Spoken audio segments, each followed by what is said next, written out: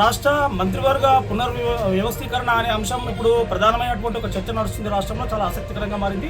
December 9 తర్వాత రాష్ట్ర మంత్రివర్గాన్ని మళ్ళీ పునర్వ్యవస్థీకరించే అవకాశం ఉందంటూ ఇటీవల పెద్ద ఎత్తున వార్తలు వస్తున్నాయి. ఈ నేపథ్యంలో రాష్ట్రమంతా కూడా చర్చ జరుగుతుంది. అయితే మరి మంత్రులలో ఒక ముగ్గురు మంత్రుల్ని మంత్రివర్గాన్ని నుంచి తప్పించి మరో ముగ్గురిని తీసుకునే అవకాశం ఉంది అని కూడా చర్చ జరుగుతుంది.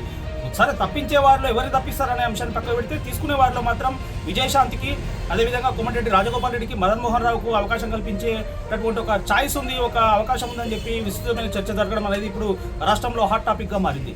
అదేవిధంగా మరి చూసినట్టయితే ఉమ్మడి నల్గొండ జిల్లాలో ఏకైక బీసీగా ఉన్నటువంటి బీర్ల ఐలయ్యకు కూడా అవకాశం దక్కే మరి అవకాశం ఉందంటూ ఒక ప్రచారం అయితే జరుగుతుంది. అదేవిధంగా బాలు నాయక్, దాంతోపాటుగా ఆది శ్రీనివాసు తదితర అనేక మందికి కూడా కొంత వెసులుబాటు కల్పించి వారికి అవకాశం కల్పించేటటువంటి మరి యోచన చేస్తున్నట్లు మరి ఒక చర్చ అయితే చాలా విస్తృతంగా జరుగుతుంది. ప్రధానంగా పీసీసీ అధ్యక్షునిగా, పీసీసీ సారథిగా ఉన్నటువంటి మహేష్ కుమార్ గౌడ్ కూడా డిప్యూటీ సీఎంగా అవకాశం కల్పించి మంత్రి పొన్నం ప్రభాకర్కు పీసీసీ రథసారథిగా అప్పగించే అవకాశం కూడా ఉన్నట్లు మరి విస్తృతమైన చర్చ అయితే నడుస్తుంది. ఏది ఏమైనప్పటికీ డిసెంబరు 9వ తేదీన మరి ప్రజాపాలన దినోత్సవాలను చాలా బ్రహ్మాండంగా నిర్వహించి ఆ తర్వాత మంత్రివర్గాన్ని పునర్వ్యవస్థీకరించాలనేటటువంటి ఒక ఆలోచనలో మరి పీసీసీ అధిష్టానం ఉన్నట్లు మరి తెలుస్తుంది. అయితే మరి సీఎం రేవంత్ రెడ్డి ఒక దీనికి సంబంధించి మంత్రివర్గ పునర్వ్యవస్థీకరణకు సంబంధించినటువంటి ఒక ప్రణాళికను రూపొందించి మరి అధిష్టానం ఆశీస్సులు తీసుకునే యోచనలో కూడా ఆయన ఉన్నట్టు తెలుస్తుంది. ఈ మేరకు మరి మంత్రివర్గంలో ఎవరెవరిని తీసుకోవాలనేటటువంటి ఒక ఆలోచన చేసి దానికి సంబంధించినటువంటి వివరాలు తయారు చేసుకుని ఆ నివేదికను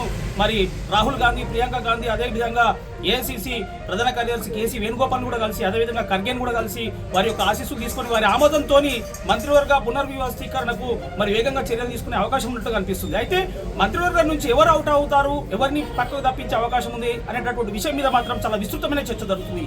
ఇప్పుడు ఇది ఒక హాట్ టాపిక్గా మారిందని చెప్పుకోవచ్చు.